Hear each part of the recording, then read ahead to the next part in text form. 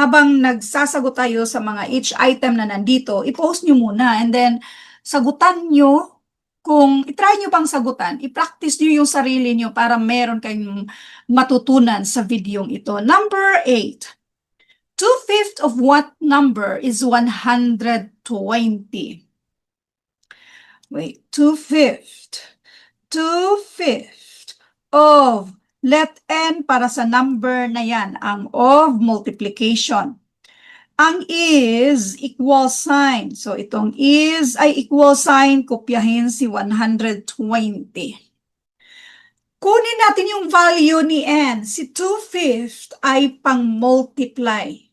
Kapag pang-multiply, pang-divide na yan dito sa kabila.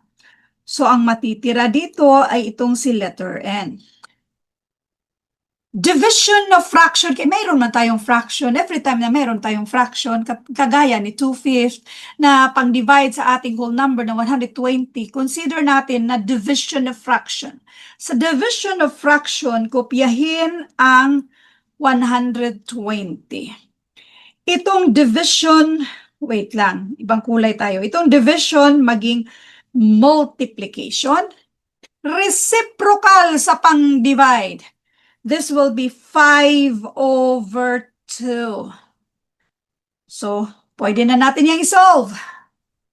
120. Whole number, i-multiply direkta natin sa ating numerator. Or, pwede rin ganito. Si 120, divide natin ng 2, that is 60. Bago i-multiply sa ating 5, which is equal to 300. Kahit saan dyan ang gagawin nyo, pareho lang ang sagot, which is 300.